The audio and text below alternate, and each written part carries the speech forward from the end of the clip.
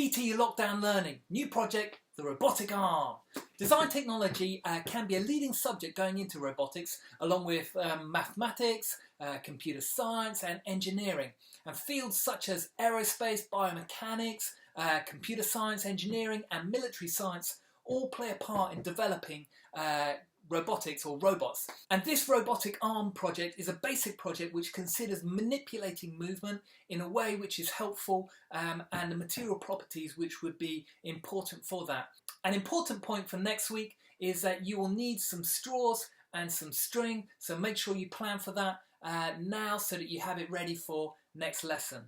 So what do I want you to do this week? Number one, watch the YouTube video for inspiration. It's in your assignment. Number two, consider what cardboard you're going to use. And there are two material properties that are really important. Elasticity, its ability to return to shape after it's been deformed, so it goes back to its shape. Number two, the stiffness, the material's resistance in the first place to being deformed. So when you're choosing your cardboard for using in this project, you want to make sure it has good elasticity and good stiffness. I've got an example of a piece of cardboard here, you can see, all right, and this one you can see is 2 ply. So it's got top layer and a bottom layer with this zigzag layer running really through the middle. That helps it in its strength, so kind of 2 or 3 ply. This one you can see the lines go along this way and it makes it really easy to bend this way. Because they go that way, it means it's not very easy to bend this way. And that's really important for the project, which I'll show you in a minute why. Now, a couple of things that you might need to think about. This probably isn't going to be strong enough for what you want to do. So you might need to double up your cardboard and stick 2 bits together. And you'll see that in the example that I have, which is not strong enough. I want you, in this lesson, to create the first part of your hand. And it looks something like this, okay? So how did I go about creating this part of the hand? Number one, I took a large hand, that happened to be me as an adult, but for you, you might take a parent or somebody else in your house, okay? Take a large hand and I drew around the hand that I wanted to use. I then added some more on the top of the fingers, okay, so that they were nice long fingers, as you can kind of see. I've added a little bit extra on the top there, all right.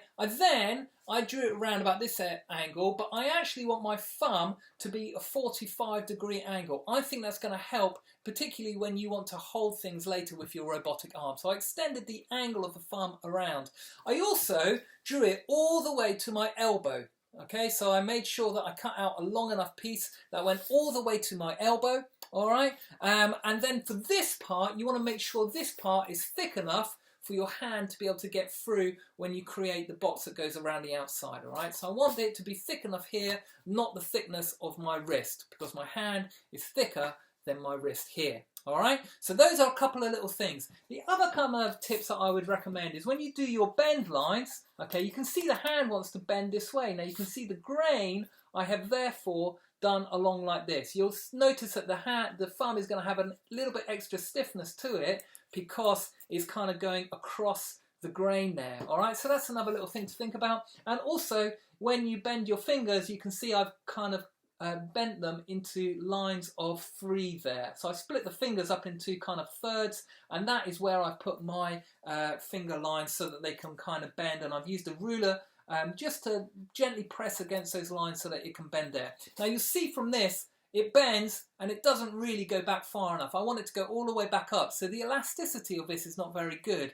It also is just a bit weak, so it's going to start bending in between the joint areas. That's because the stiffness is not very good. So I think it will actually start to bend there where I don't want it to bend, and that's because the material is not stiff enough. So I would use a thicker ply. I would use something like a 3 ply if you can get hold of it, or stick some different, a couple of parts together like this. So that's all I want you to do today. I just want you to mark out and cut and mark where your fingers are actually going to bend. You can see on the thumb, you'll notice on your thumb, it actually only bends in 2 places. I put 3 in just to test to see whether making that was going to add a bit more flexibility to my robot arm.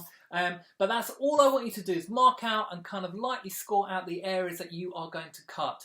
Okay, I think that's enough for one lesson. Enjoy it, have fun. DT Lockdown Learning.